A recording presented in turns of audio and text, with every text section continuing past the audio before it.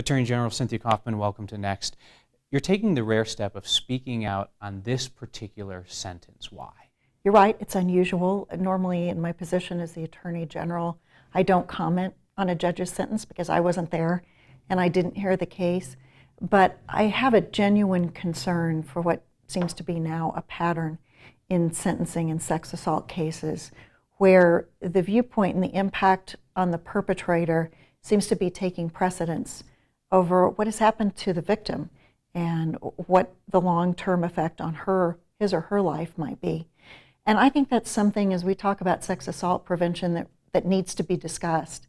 Because when folks pay attention to how sentences are levied, and it makes a difference in our society. It says something about how we value a particular crime. What is the message that's sent by this sentence? I am looking at what I've read in the media, obviously, because I wasn't there for the entire trial. But I can say in this case, and I think generally, that when we are able to obtain a rape conviction, which is not an easy thing for a prosecutor to do, and then we let the perpetrator go without a prison sentence, we're saying that that perpetrator's future and life has more value to our society than that of the victim.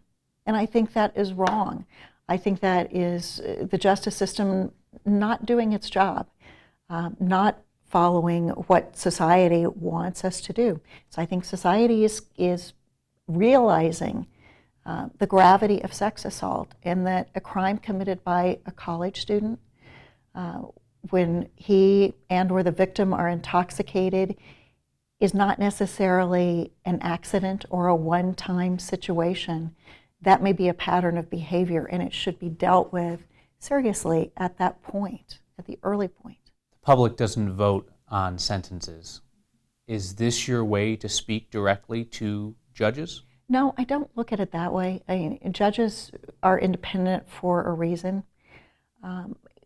But what I do think we need to look at as a society, as a community, and perhaps as a legislature, is whether the sentences that we have in our Colorado Code of Regulations are what people want to see imposed.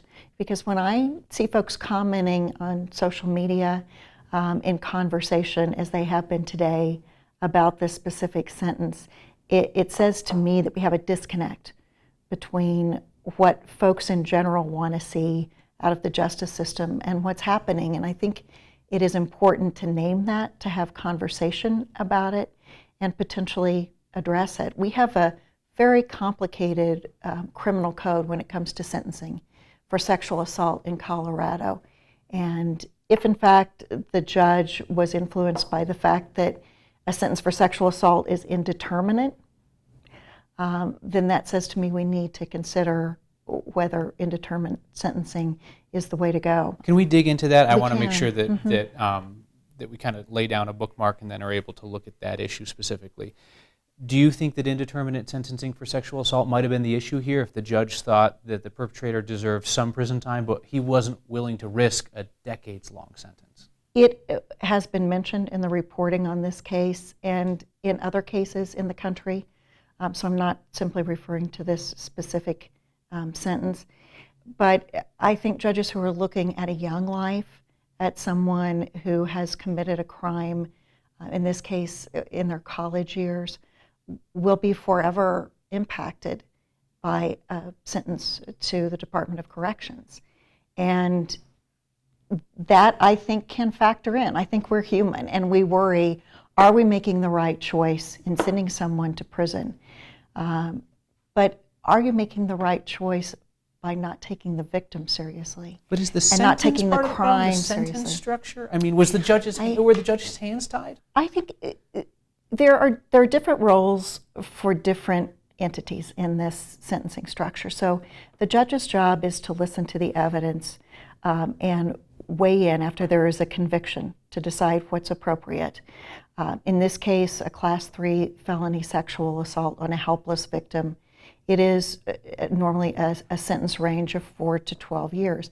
It is indeterminate because once someone who is convicted of a sex offense is in Department of Corrections custody, there are things that happen to rehabilitate that person. And you can't necessarily know when someone's going in on a sentence how long it's going to take them to progress through the sex offender rehabilitation program. And that really, in my mind, is the reason to keep it indeterminate, because some perpetrators may need less time. They may focus, they may complete the steps, and the folks who are evaluating them for release from prison may say, yes, I think this person is ready to go back into society. Whereas another individual who commits a similar crime may require a dozen years to get to that same point. And so that is the value in indeterminate sentencing. It sounds like you're talking about judges being willing to relinquish control over the back end, knowing that there is a system and a process there to make a second decision down the line, as opposed to it all being decided in the courtroom. That's exactly what it is. It's the judge's job to read the law and impose the sentence based on what the law says. And then it goes into the hands of the correctional system and the experts there who deal with sex offenders, who deal with rehabilitation, and can make those calls, can observe the person to say when they are ready to be released. I know you don't want to talk about this particular judge, but in general, do you think that some jurists are too unwilling to give up that back-end control on the sentence? I think it's probably difficult, yes, for a judge to say, I don't know when this individual sitting before me is going to be released from prison, and I don't know how they're going to come out of that system. I would hope that our judges think about those things when they impose a sentence, but I would also hope that they give equal weight, at least, to a victim statement. And I understand in this situation that there was a very impassioned plea on behalf of the victim to take seriously what has happened to her and the long-term traumatic stress that she will suffer as a result of the crime. And that's the tough job of donning that black robe and making that decision, is knowing that you are going to impact someone's life in doing justice. But they made a choice when they committed a crime. Attorney General Coffman, thank you.